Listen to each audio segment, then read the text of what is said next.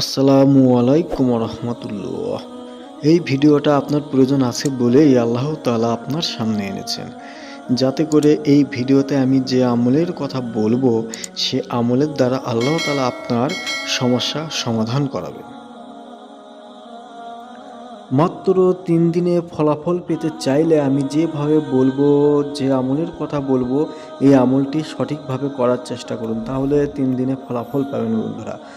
আল্লাহ তাআলা প্রতিটি কাজই প্ল্যান করে করেন। হতে পারে আজকের এই ভিডিওটা আল্লাহ তাআলার পক্ষ থেকে আপনার জন্য ইঙ্গিত। না টেনে সম্পূর্ণ দেখুন, মনোযোগ দিয়ে দেখুন। একজন ইসলামিক স্কলার বলেছেন, এই আমলের দ্বারা সারা পৃথিবী শাসন করা সম্ভব। আশা করি আপনার চাওয়া ততটা বড় নয়, তাই আজ থেকে আমলটা শুরু করে দিন। আপনার একটা সমস্যা আছে এটা নিশ্চিত, হয়তো কাউকে বলেননি কিন্তু জানে একজন, সে আল্লাহ। হয়তো আল্লাহকেও বলেননি কিন্তু তিনি সব জানেন। যার কারণে আল্লাহ তাআলা বিভিন্ন ইশারা ইঙ্গিতে আমাদের পথ দেখান, সমাধান দেখান। যে যত ভালো মানুষই হোক না কেন আর যত খারাপ মানুষই হোক না কেন, এটি আল্লাহ তাআলার একটি কুদরতি নিজাম। শুধু বুদ্ধিমান ব্যক্তিরা সঠিক পথ চেনে এবং সঠিকভাবে আমল করে। রাসূলুল্লাহ সাল্লাল্লাহু আলাইহি ওয়াসাল্লাম বলেছেন, তুমি বেশি বেশি লা হাওলা ওয়ালা কুওয়াতা ইল্লা বিল্লাহ পড়ো, কারণ এটি জান্নাতের গুপ্তধন। সুবহানাল্লাহ। স্বয়ং বিশ্বনবীর কাছ থেকে আমলটি এসেছে। এটি সাধারণ কোনো আমল নয় বন্ধুরা। আমলটি কখন করবেন, কিভাবে করবেন, বিস্তারিত জেনে নেওয়া যায়। প্রথমে জেনে নেবেন আমলের জন্য সর্বশ্রেষ্ঠ সময় কোনটা। আমলের জন্য সর্বশ্রেষ্ঠ সময় হলো সকাল এবং সন্ধ্যা। আরেকটি সময় আছে ঘুমানোর আগে। আপনারা যত কাজেই ব্যস্ত থাকুন না কেন, এই দুটো সময়ে আপনি আমলটি করতে পারবেন বন্ধুরা। যারা 7 দিনের জন্য আমলটি করা শুরু করে দিয়েছেন তারা থামবেন না। আপনি যদি সকালে সময় পান সকালে করবেন, সন্ধ্যায় সময় পান সন্ধ্যায় করবেন। আপনি চলাফেরা করতেও আমলটি করতে পারবেন।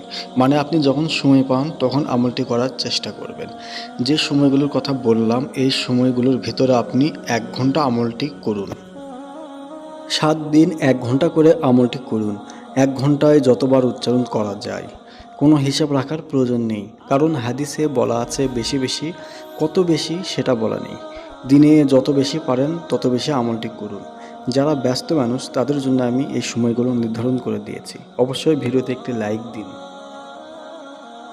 দিনী ভাই ও বোনেরা, ঘুমানোর আগেও আপনি আমলটি করে ঘুমিয়ে যেতে পারেন।